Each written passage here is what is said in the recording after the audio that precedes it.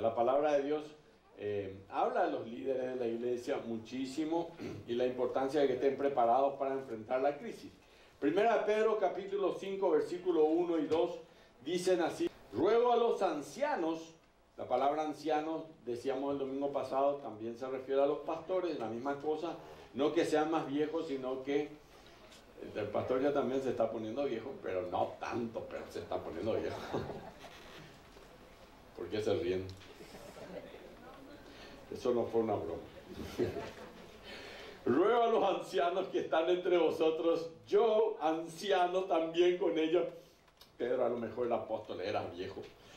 No, estábamos hablando decíamos el domingo pasado, que un anciano en realidad es alguien que pasó muchas experiencias y que porque ha pasado por muchas experiencias, él puede, digamos, decir, no hagas esto porque yo hice eso y me fue mal, o no hagas esto porque yo vi que fulana hizo esto y le fue mal. Entonces, un anciano, alguien con una experiencia, que ha leído mucho, que se ha preparado, y eso dice la palabra de Dios. Yo ruego a los ancianos que están entre vosotros, yo anciano también con ellos y testigo, dice el apóstol Pedro, de los padecimientos de Cristo, que soy también participante de la gloria que será revelada. Apacentad la grey de Dios, apacentad la grey de Dios que está entre vosotros, cuidando de ella no por fuerza, sino voluntariamente, no por ganancias deshonestas, sino con ánimo pronto. Vamos a volver a tocar un poquito esta parte, ya lo hablamos el domingo pasado sobre esto, sobre todo, toda esta parte es muy importante. Versículo 3, no como teniendo señorío sobre los que están a vuestro cuidado, sino siendo ejemplos de la grey. Y cuando aparezca el príncipe de los pastores, vosotros recibiréis la corona incorruptible de gloria. Y luego dice el versículo 5, igualmente jóvenes, y ahí va a continuar. Pero hoy vamos a hablar hasta el versículo 4. Cuando aparezca el príncipe de los pastores, vosotros recibiréis la corona incorruptible de gloria. Vamos a hablar un poco acerca de esto, ¿verdad? Siempre empiezo los estudios bíblicos con una historia. Y siempre concluyo el estudio bíblico para graficar con otra historia. Y estuve pensando en qué historia puedo contarles. Como hace 35 años soy pastor, entonces yo voy a contar mi historia. Porque si vamos a hablar del pastorado, voy a hablar acerca de mi historia, ¿verdad? Va a ser corto, no se preocupen, ¿verdad? Porque si no, en 35 años a lo mejor preparamos un almuerzo, la cena, la merienda. Bueno,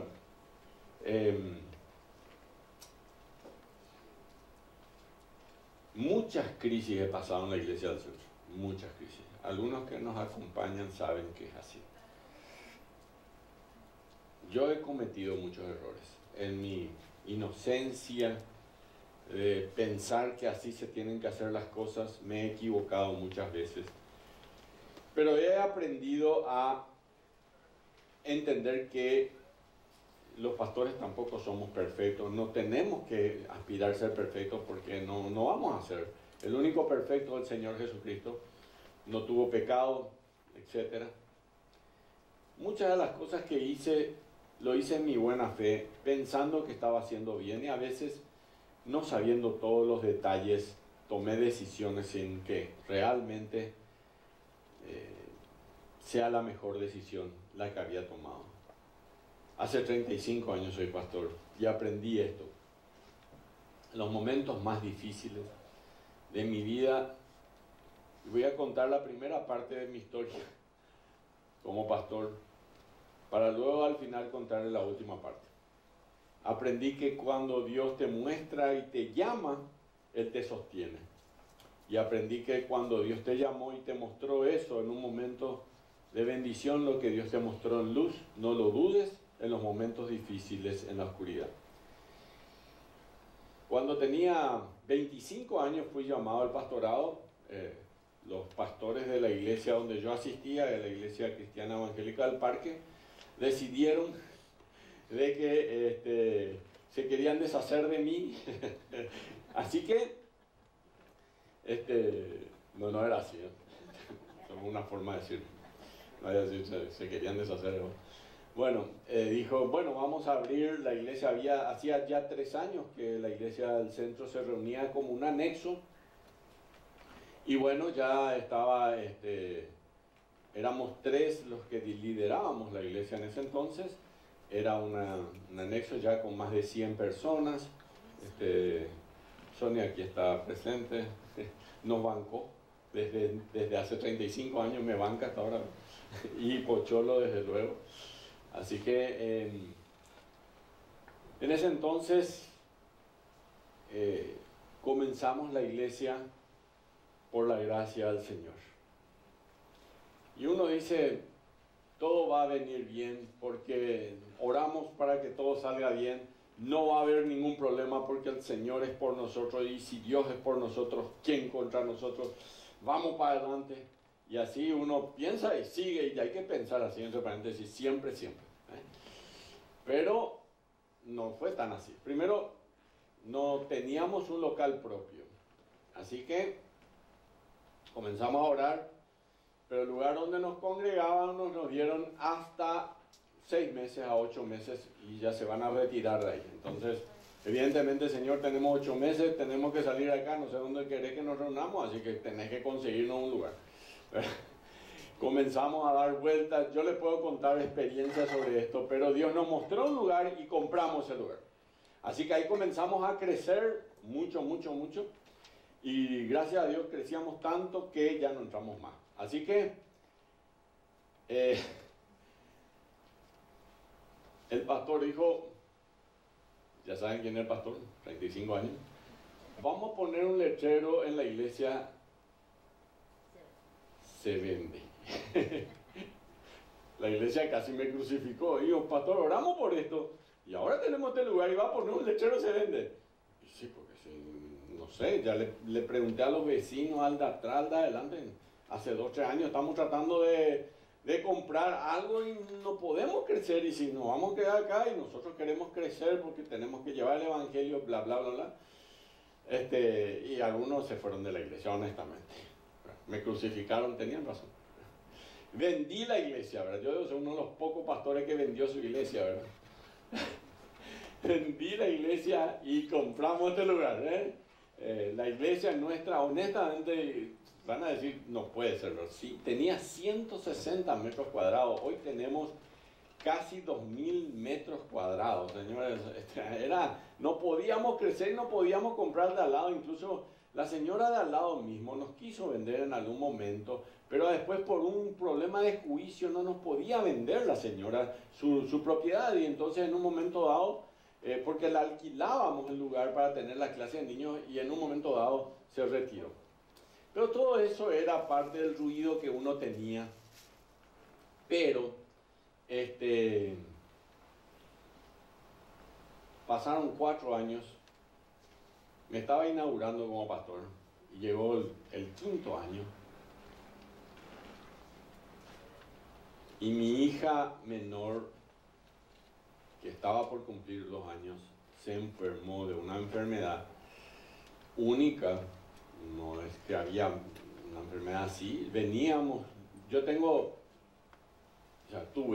ya está en la presencia del Señor, y mi suegro es médico, mi suegra es médica. O sea, yo soy ingeniero en informática, todos saben. Yo no sé nada de medicina. Si a alguien le voy a dejar, va a ser a mi esposa, que sus padres fueron médicos. Ella también es nutricionista, hoy no se sintió bien, por eso no está con nosotros. Bueno, el domingo pasado pudo, gracias a Dios, estar. Y mis suegros, ¿verdad? Les dejo a ustedes deben saber qué va a pasar. Un domingo vine a la iglesia, seguramente que con Sandra sí, y Evelyn, ¿verdad? Pero Paola se quedó con su mamá y con mis suegros en la casa. Y cuando yo regreso, los labios de mi hija menor ya eran morados, ya no podía respirar, le faltaba aire.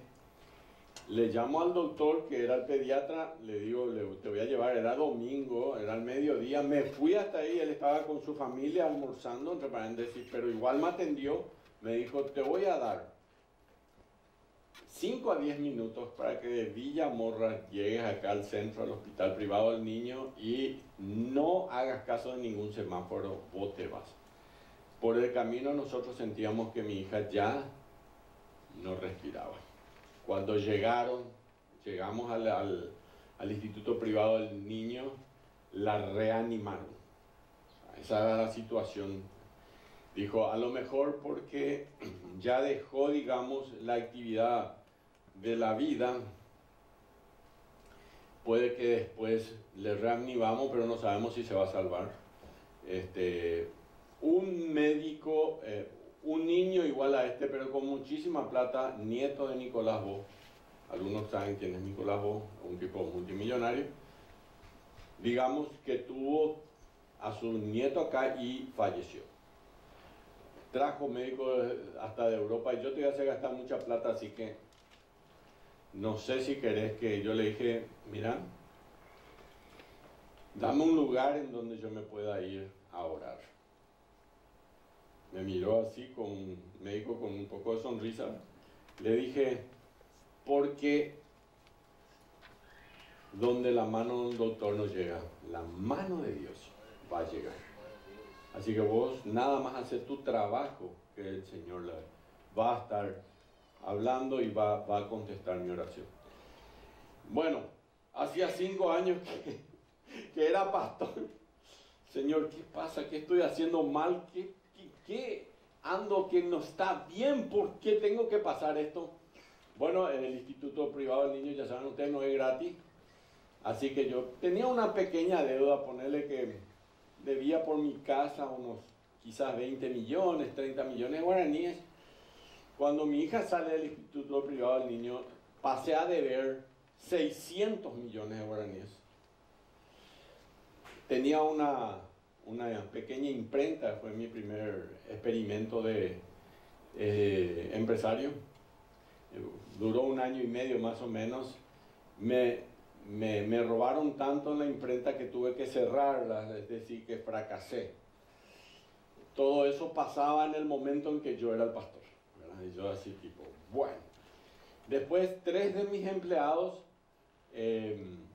no aceptaron la liquidación que hicimos de todos los funcionarios y me hicieron unos colacionados con unos abogados. Así que el pastor ya tenía colacionados, tenía una deuda de 600 millones. Qué buen pastor, ¿eh?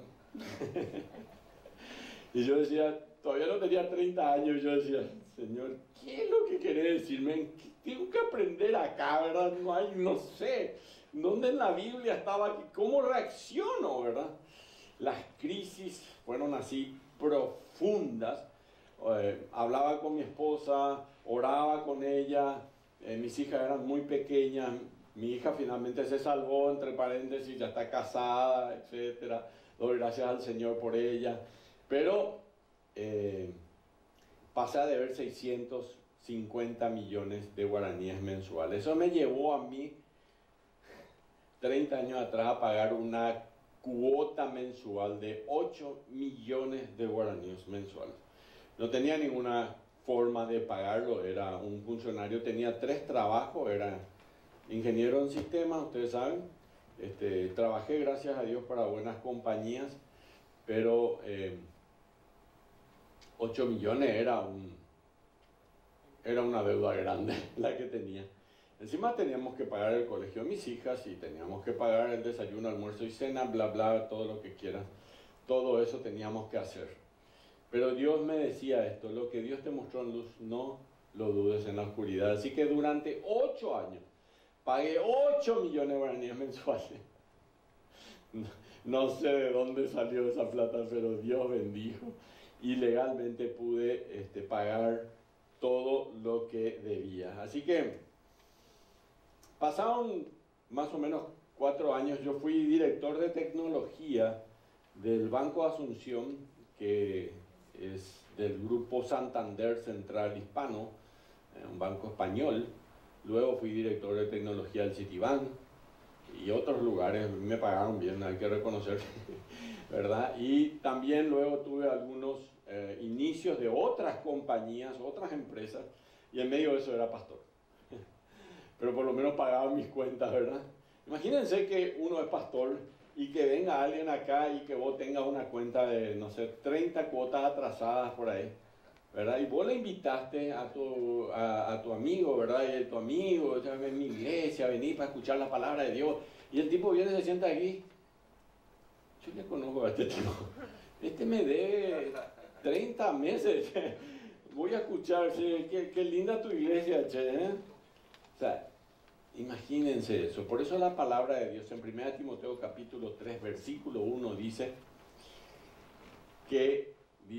así también el que anhela obispado, buena obra desea, pero es necesario que el obispo sea irreprensible. Después viene lo demás, que es muy importante también, marido de una sola mujer, sobrio, prudente, decoroso, hospedador, no dado al vino, no pendenciero, no que anda peleando con todo el mundo, no codicioso de ganancia deshonesta, sino amable, apacible, que gobierne bien su casa, que tenga a sus hijos en sujeción con toda autoridad, porque ¿cómo gobernará la iglesia de Dios si no puede gobernar ni su propia casa? Y ahí va a continuar las características que tiene el pastor. Y eso está en 1 Timoteo capítulo 3, versículo 1, en Tito capítulo 1, versículo 10 en adelante. Da las mismas características y agrega otros detalles más. Lo que Dios te mostró en luz, no lo dudes en la oscuridad. Por eso, el valor que se necesita para enfrentar la crisis. Oraba mucho al Señor en ese entonces. Y el Señor me dijo más de una vez, mi siervo, no temas. No temas. No temas, yo te elegí. Sé que es difícil, pero confía en mí. Confía en mí, me decía el Señor, y verás mi poder. Yo soy un testigo del poder de Dios, por todos lados. Si yo les hablo, no les hablo desde lo que leí, desde esto o aquello, sino desde lo que Dios pudo hacer en mi vida. Y aprendí que Dios no nos prepara siempre para que podamos ver su poder, crecer en fe y reflejar su gloria en nuestras vidas. Y existen historias como estas que son... Hace poco leí la historia de un avión que tenía de sus vuelos desde Dallas, en los Estados Unidos, a Toronto, en Canadá, no tan lejos. Y el piloto comenzó un descenso dramático y repentino, sabiendo que solo tenía unos pocos minutos si esperaba que él y los que vivían en el avión sobrevivieran. Y tan pronto como aterriza este avión, abrieron la puerta al rescate. Resulta ser que el aire, digamos, es menor, y eso, al abrir las puertas, el oxígeno entra y comienza a incendiarse el avión, y las llamas del interior rápidamente comienzan a crecer en todo el avión. Pero gracias al piloto y su compromiso con la tripulación también, logró que todos los pasajeros puedan salir y escapar. Finalmente, las noticias y los informes de este accidente fue que el capitán fue la última persona en abandonar el avión en llamas. Es la última persona en abandonar el avión en llamas. Cuando finalmente los rescatistas lo quitaron al capitán del vuelo, parte de su uniforme estaba en llamas. Recibió muchos elogios, pero realmente eran merecidos, porque arriesgó su vida, su propia salud y su seguridad por el bien de los demás. Y esto nos hace pensar en la realidad que estamos viviendo hoy en el mundo entero, en la iglesia, y sobre todo en la iglesia a sus inicios. Imagínense, Pedro escribe esta carta Él hace una llamada de atención. 1 Pedro capítulo 1, la carta fue escrito la dispersión en el Ponto, Galacia, Capadocia, Asia y Bitinia. Muy lindos lugares son ahí.